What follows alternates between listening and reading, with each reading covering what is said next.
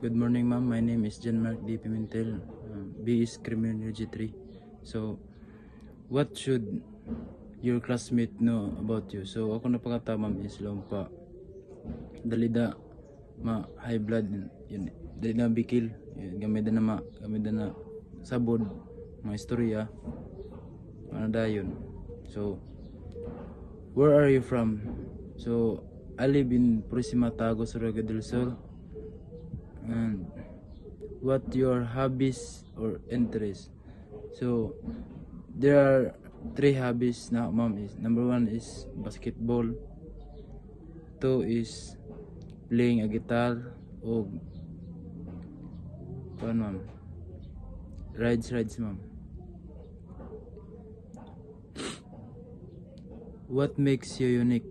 So ako ngadi ma'am is lang pa one call away da ako ma'am lang dali dama masangpit kunya mga kuan mga barkada maya kuan dali kay bala ma'am. Og what kind of career do you hope to pursue? So ngadi ma'am is lang pa ana ko gina kuan ma'am na career is maging police officer. Gina kuhan ko gadyon ng panindigan ko gadyon ma'am, kaya may kuhan sa ako pamilya na police officer.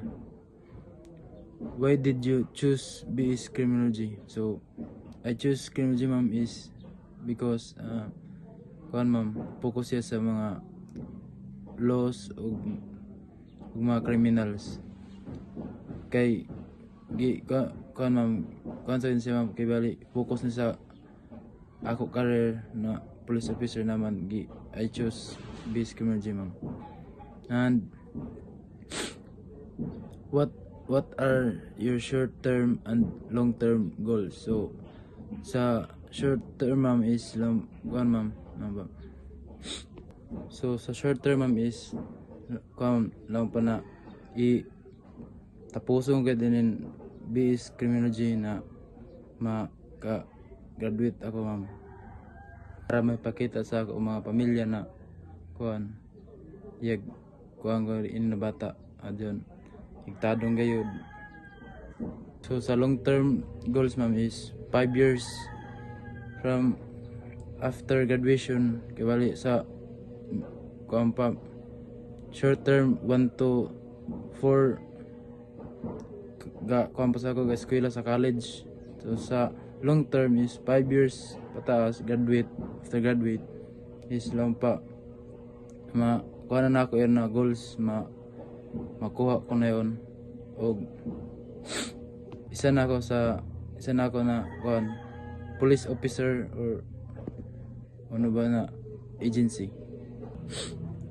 Where do you see yourself 5 to 10 years from now? So nga di ma'am is ikita ko sa galingan na lang pa kuha ko gaya na ako mga pangandoy. Isa na nga naman nauna gaya naman is registered kita sa registered criminologist kita. So, after 10 years is nga dahil ma'am nga na ako mag-serve sa apply ko dahil ng police dahil ma'am pero nga na ako dahil serve sa community government as a professional professional. Who has inspired or influenced your life the most? So lang pa inspired yun sa ako ma'am is lang pa family na ako ma'am. So labi na panahon na agad si God.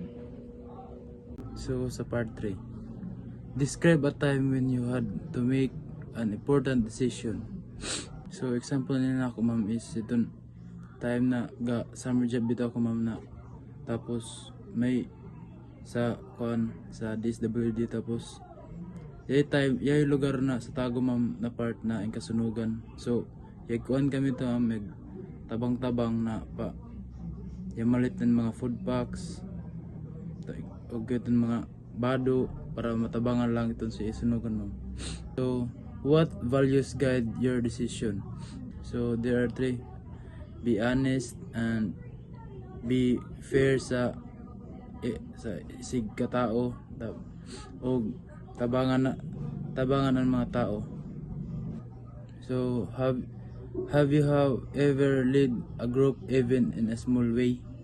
So nga di ma'am is ikatisin sa ba ko leader sa grupo, pero tanan-tanan kibalik kami tanan ma'am is brainstorming, hatag ng mga idea, waray law na ikaw mo yun, waray ka assign kibalik ma'am, kaya brainstorming.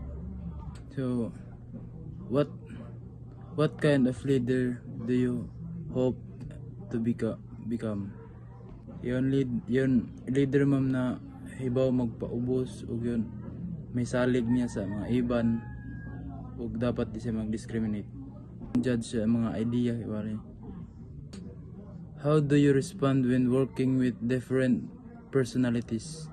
Matay ka og sabton nimo siya ug dapat mo makigkuang ka mo puyo da kang paubos ug focus da kan sa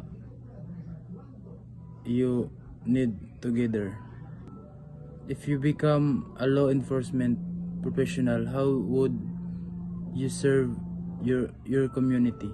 So isa na nga is kan dapat iba ko makighalubilo miski professional na ka ug gina ko ang gyapon nimo an peace and order sa community ug be friendly, dapat dili ka law na kuan sanglit professional ka mang kuan ako dan hambugiro, dili ano. Og dapat kung may mga problema man galing kuan dayon fix sa community. What motivates you to keep moving forward? So ano ko motivate na yan sa Bible verse Jeremiah 29:11. So nga na ma'am is kung ano yung plano ng Ginoo ihatag nimo, basta lang mo duol ka sa iya ug mo sangpit. Bala mong gihawidan na kuan Bible verse ika motivate sa pag-eskwela. What legacy would you like to leave? So nga na ma'am is dapat honest ka, caring, o someone who always did the right things. What message would like to share with your future self? Nga na ma'am is dapat ako message ako kalingon is dapat humble na ka, dili ikaw lang na kusog ka man discriminate sa katao, o stay kind ug be humble. Yun lang po ma'am, salamat.